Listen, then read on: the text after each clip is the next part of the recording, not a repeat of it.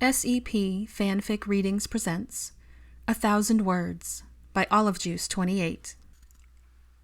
Chapter 48. Inquiring Minds. There was only about a week after the Easter holidays before the school was to be the setting for the one-year anniversary of the final battle, and it was the topic of much conversation around tables in the Great Hall and throughout the corridors between classes. With the exception of the 8th years, very few students currently enrolled at Hogwarts were actually present for the events of that day. While many of them had lost someone they knew, whether family member, friend, neighbor, or otherwise, there were lots of unanswered questions.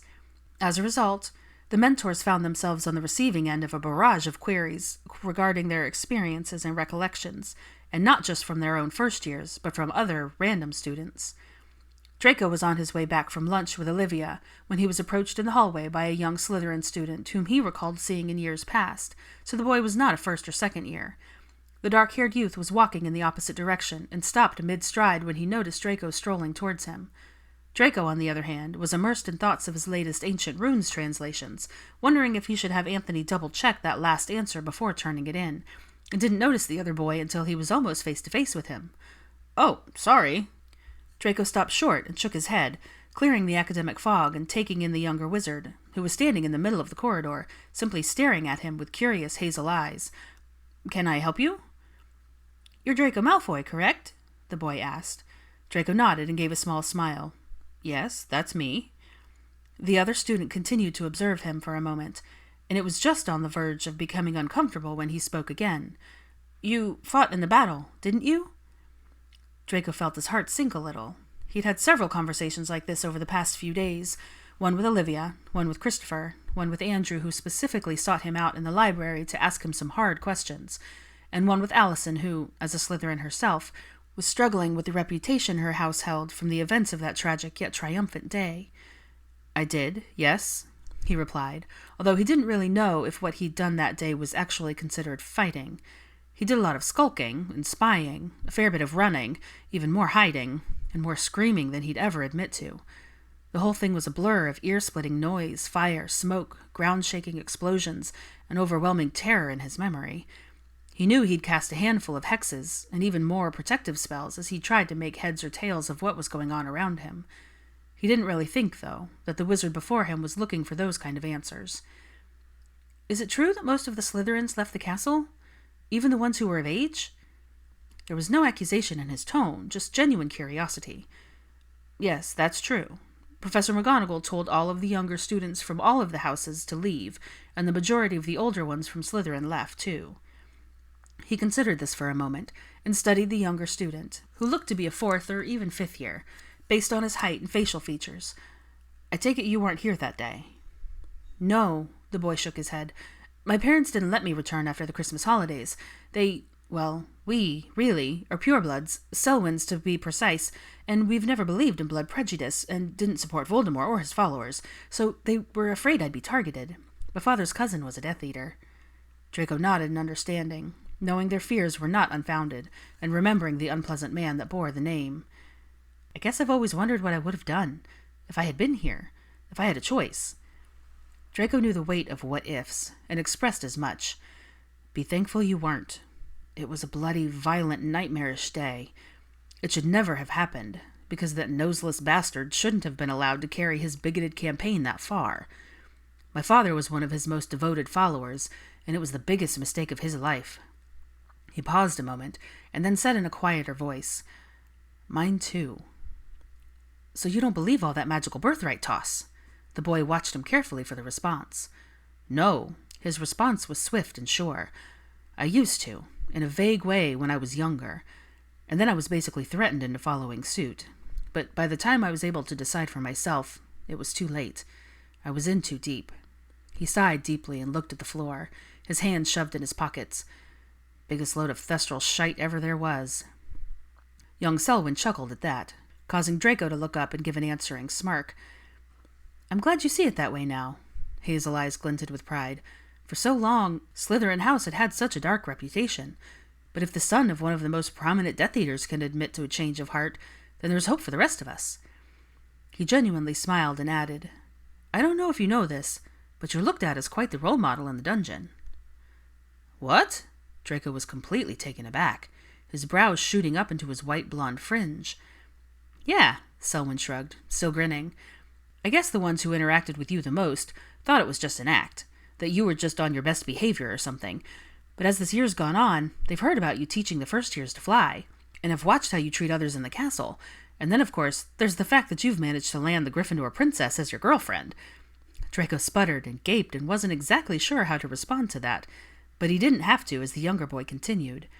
I mean, it's pretty safe to say that if Hermione Granger thinks you're all right, you really must be. His grin returned, teasing, and he arched a brow at the older wizard, whose cheeks had gone rather red. Draco nodded and huffed a laugh, knowing that once again there was much truth to what the Selwyn had said. Thanks. The dark-haired lad extended his hand in gesture, which Draco took and shook firmly, but cocked his head in question. For what? For answering my questions honestly. Not everyone does, especially not everyone in our circles. I won't argue with you there, Draco snorted. What's your name? Frederick, the boy grinned. Well, it was nice to meet you, Frederick. And Draco truly meant it. He had a feeling the wizard before him had a bright future ahead if he maintained his honest and sincere outlook. You too, Draco.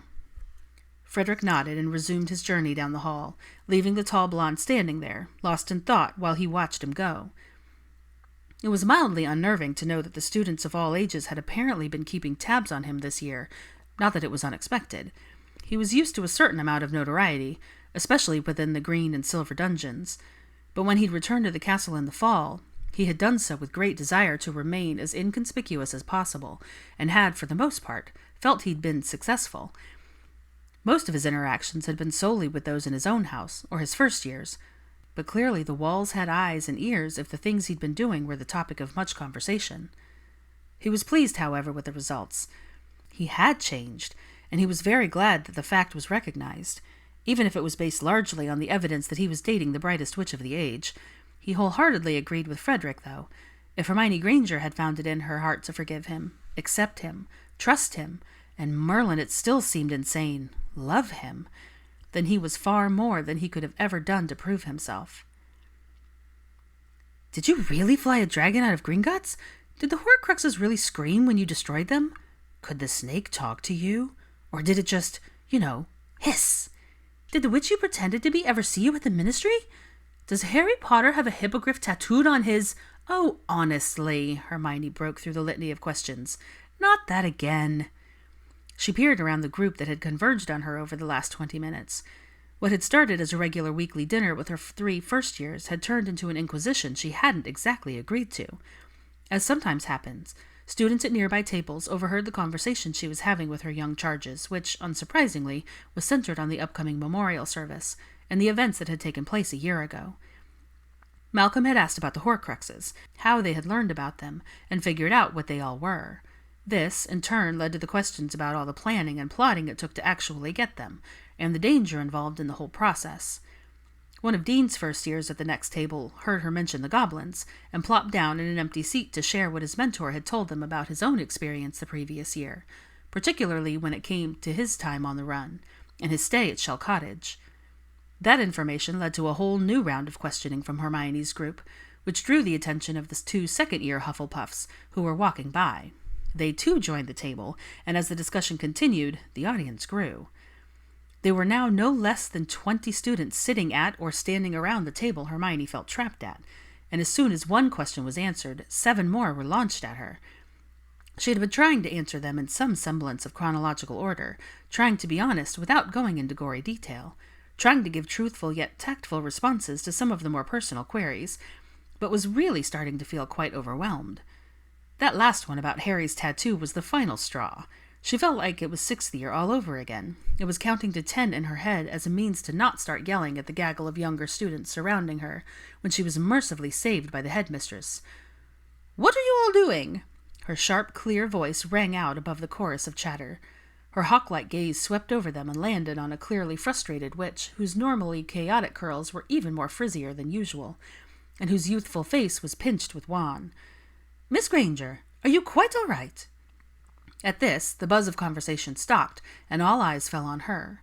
She didn't want to get any of them in trouble. She understood why they had so many questions. She just hadn't been prepared for the toll it would take on her to have to sift through all of those memories.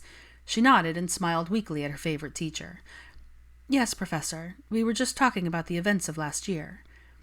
Understanding dawned on the older witch's face, and her features softened slightly as she studied the young woman before her who had endured so much, and yet still continued to be the beacon of hope for the wizarding world. She could only imagine the imposing questions that she had been asked, or the unwelcome images that most likely crossed the brilliant girl's mind.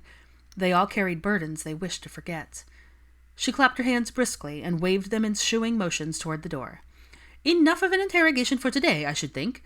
There will be plenty of opportunities for you to learn about the battle and the months leading up to it at the memorial service this weekend." She pinned each student with a stern glare. "Please refrain from bombarding our eighth years with any more questions in the meantime." The previously animated group shuffled around, looking sheepishly at the floor as some of them mumbled "thanks" or "bye" as they made their way to the doors. Hermione made sure to hug Allison, Darla, and Malcolm, who were all looking extremely guilty, as if it had all somehow been their fault. "It's fine," she assured them. "No harm done." The girls returned to her embrace and small sniffles and whispered apologies, and Malcolm actually squeezed her with both arms instead of the side hug he usually endured from her. As her little trio disappeared from sight, she turned to the headmistress who was still by her side. "I'm sorry, Miss Granger. If I had realized what was going on, I would have interrupted sooner." McGonagall looked truly distressed, and Hermione wanted nothing more than to put her mind at ease. "It's really all right, Professor. I'd had other conversations about last year with younger students before. This one just happened to draw a larger audience. It was a little overwhelming in the sheer volume of questions. But it's important that they know, that they understand, so they can make sure it never happens again." She smiled then, a genuine smile, because she truly believed that if the stories were told and talked about, then people wouldn't forget, and better choices could be made moving forward. The headmistress shook her head in mild awe of the younger witch. She had no doubt that if Hermione, and others who thought like her, took their well-deserved positions of leadership in the world in the years to come, that the future was very bright indeed. In an uncharacteristic display of familiarity, she wrapped an arm around the petite brunette as they began to walk towards the entrance hall. As they passed through the doorway, she remembered something she wished to discuss with her star pupil. "I need to begin scheduling exit interviews." She stopped and turned to face Hermione. "We will wait until after the memorial service, of course. In fact, I don't plan to start until the second week of May. Could you post this?" She withdrew her wand and gave it a swirl, and a scroll of parchment appeared in the air beside her. "In your dormitory, please." Hermione took it and unrolled it, scanning it quickly to find a basic announcement regarding the upcoming meetings the headmistress wished to have. At the bottom were about 24 time slots with spaces next to them for the eighth years to write their names. She rolled it back up and nodded with a smile. "Thank you. I have given more than enough opportunities, but if none of those times should work for the particular student, please tell them to stop by my office as soon as possible so that another option can be discussed." "Of course, Professor. Is there a deadline for when you want everyone to have signed up by?" Hermione asked, knowing her mentor disliked leaving things until the last minute. "By next Friday at the latest, though sooner would be preferable." Hermione nodded. "I'll tell them." "Thank you, my dear." McGonagall placed her hand on the other witch's arm.